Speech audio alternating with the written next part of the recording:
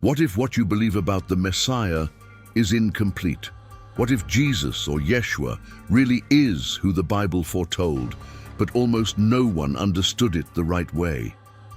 The truth is, many prophecies about the Messiah have been read out of context, translated, retranslated, and distorted over time. Most people have never seen these words in the original Hebrew.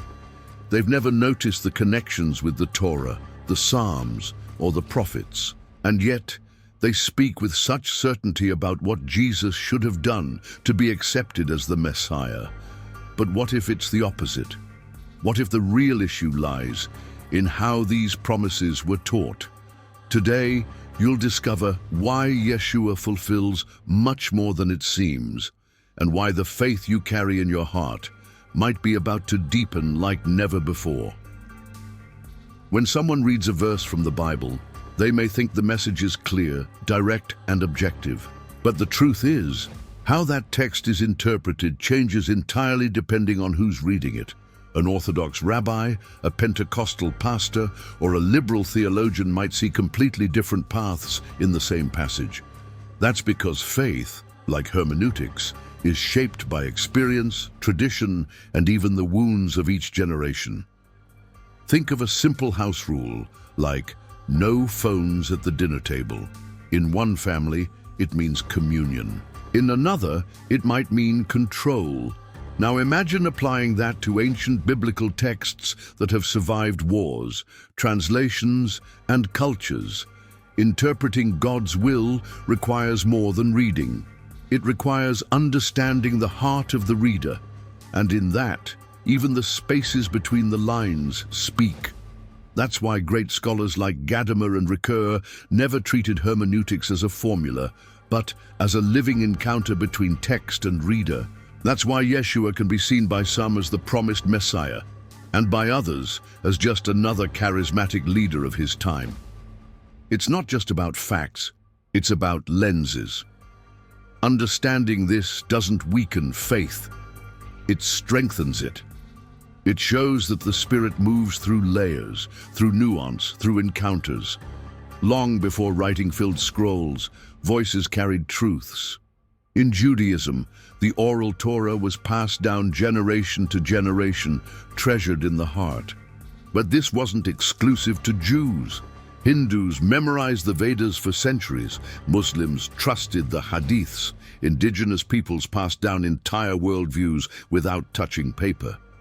The Bible, in fact, was born into a world where listening was more common than reading. You know that recipe only your grandma gets just right, or that advice passed from mother to daughter, never written down.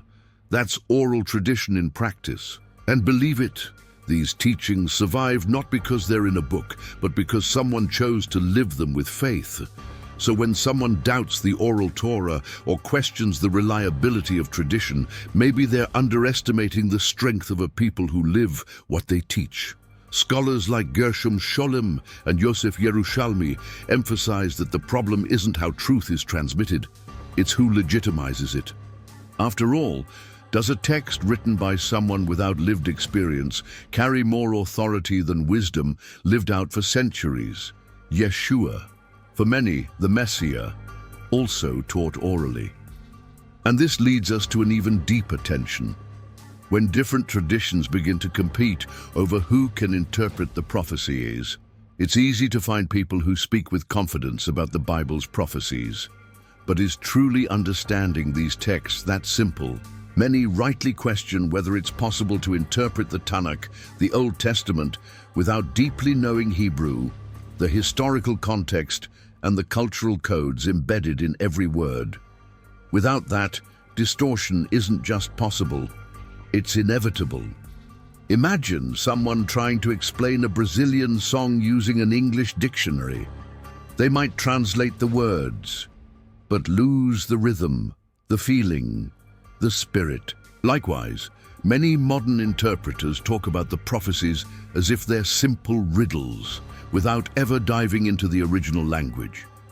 And the strangest part, they do it with a confidence that even startles those who studied for years in yeshivot or seminaries. That's where the debate heats up. If interpreting the prophecies takes more than good intentions, if it requires reverence, preparation, and study, then who really has the authority to speak? Jesus, called YESHUA by his disciples, lived within that linguistic and cultural world, yet his words were translated and retranslated over centuries. This brings us to another deep tension. What if part of the truth about the Messiah lies hidden between the written Torah and an oral tradition that few even consider? Among those who dive deep into the Bible, there's a tension that has never faded. Is only what's written valuable? For many Jews, the oral Torah is just as divine as the written Torah. It's not an appendix, it's a living continuation, passed down with almost supernatural care. But to other scholars, especially in Christian circles, this oral tradition is viewed with suspicion, as something made up later. But think with me, if someone sends a letter full of instructions and then explains it all in person, which part holds more authority? Just the written letter, or also the explanation? The oral Torah would be like that direct commentary from the source, the breath behind the words. YESHUA did that. He interpreted the text, gave depth to what seemed obvious. To many, that was a sign of messianic authority. While some see the oral Torah as human invention, others see it as a ladder to understand the divine. This difference isn't just theological, it defines how people see the Messiah, faith, and even the role of prophecies. And because of this divergence, the miracles of Jesus, as impactful as they are, don't always convince people he's the expected Messiah. Some hear about Jesus or YESHUA's miracles and quickly conclude he must be the Messiah. But is that enough? Back then, it wasn't uncommon for leaders to perform signs, healings, even supernatural acts. The issue isn't denying the miracles, it's assuming that they alone prove anything. Maimonides, one of Judaism's greatest sages, was clear. The Messiah doesn't need to do magic, he needs to bring justice. Miracles can impress, but transforming society, that's something deeper. The Bible is full of prophets who performed signs, but the true mission of the Anointed One was to fix the world, not just wow the crowds. A miracle can be a spectacle. Justice is a daily commitment. YESHUA touched lives, but perhaps his greatest impact wasn't healing the blind. It was opening the spiritual eyes of those no one wanted to see. So the question remains, if others also performed miracles, what truly sets the Messiah apart? Maybe the answer isn't in what he did, but in who he claimed to be and how that challenged the religious structures of the time. Here's where another deep dilemma emerges. How can someone be one with God and still say there is only one God? The Bible is clear. Hear, O Israel, the Lord our God is one. So how do we understand this idea of three in one? For those raised in Christian settings, the Trinity seems natural, Father, Son, and Spirit, but in traditional Judaism, that's seen as a direct threat to pure monotheism. If God is one, how can he be three? Many rabbis say this doctrine came from confusion, from trying to fit Jesus into a divine mold. YESHUA spoke to God, prayed to God, but also said, I and the Father are one. That sounds enigmatic, like a code within a code. That's why many see the Trinity not as revelation, but as a patchwork explanation born from centuries of theological struggle. While Moses and David had a clear and direct relationship with the Eternal, Jesus seemed to operate on another level, as both the bridge and the way. But was that well understood or poorly translated? This isn't just a theological question. It still echoes in heated debates today, dividing those who see YESHUA as the Messiah and those still waiting for another. That divide became more visible after one of the greatest ruptures in history. Jews and Christians weren't always so far apart. In the early centuries, there was tension, but also dialogue. The turning point came with the destruction of Jerusalem and the collapse of the temple. Suddenly, the center of Judaism disappeared, and Christianity began to grow on its own path, with new language, new symbols, and often accusations that deepened the wounds between the two sides. Over time, what was once difference became rupture. Persecutions, anti-Jewish rhetoric, and spiritual wars created a gap hard to cross. How do you build bridges after centuries of stone throwing? Even today, some Jews can't hear the name Jesus without remembering the Crusades, and many Christians don't realize just how deeply their faith was built on Jewish roots.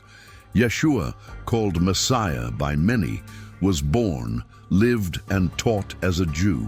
But the way he was interpreted over the centuries turned him into the symbol of a religion that often ignored its own origins.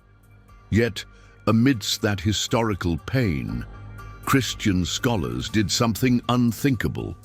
They dove headfirst into Hebrew, recovering linguistic bridges that had been forgotten. Who would have thought that part of the rediscovery of the Bible in Hebrew would come from Protestant scholars? For centuries, many distanced themselves from Jewish roots. But in pursuit of understanding Yeshua as the promised Messiah, some theologians dove into original manuscripts, studied biblical Hebrew deeply, and developed tools even Jews use today for advanced study. Dictionaries, grammars, lexicons. So much was created in these circles with academic care and passion for truth. It wasn't just about faith, it was about reverence for the text. Many of these scholars believed that to truly understand the prophecies, you had to hear the voice of the text in its original language. And hearing that is different from just translating. It's capturing the tone, the rhythm, the echoes of a people who lived it. It's fascinating to realize that while the distance between Jews and Christians grew, the language both revere began to become a point of reconnection. And that leads to a powerful idea. What if, in the end, all this academic and spiritual effort is pointing to a new time? A time where dialogue isn't the exception, but the natural way forward. After so many centuries of accusations, silence, and misunderstandings, maybe reconciliation between Jews and Christians isn't just possible. Maybe it's necessary, not so that everyone thinks the same, but so they start talking again. Yeshua, the Messiah for many, preached love of neighbor as the foundation of faith. And love, unlike war, listens before speaking, welcomes before correcting. Imagine the impact if rabbis and pastors, scholars and everyday believers sat down to talk, not to win, but to understand. The Bible they both read is still the same in many parts. The prophecies, one side interprets a certain way, are still revered by the other. And maybe what's missing isn't knowledge, but humility to admit that no one holds a monopoly on truth. Reconciliation doesn't start in pulpits or synagogues. It begins in simple conversations, in recognizing shared roots, in respecting each other's journey. And maybe, when we look at Yeshua again, not through eyes of conflict, but through the eyes of hope, something will change. Something beyond theological debate. Something that brings us back to a question that's echoed for 2,000 years. Is Jesus really the Messiah? Now that you've seen how deep the topic of the Messiah really is, tell me, have you believed what the Bible truly says, or just what you were told about it? Was your faith built on the text or someone's version of it? Because the truth is, many talk about Yeshua, but few truly know him as he was in the time he lived. Maybe it's time to stop just listening to others and start searching for yourself. Have you ever thought of learning Hebrew, reading the prophecies straight from the source, without filters? Have you asked yourself why so many are still waiting for a Messiah, even after 2,000 years? If those questions are burning inside, then you already know what to do. If this content resonated with you, challenged you, made you think, then subscribe to the channel right now, turn on notifications, Because here we'll keep digging deep into what few dare to talk about, and believe me, the next revelation might be even more surprising than this one.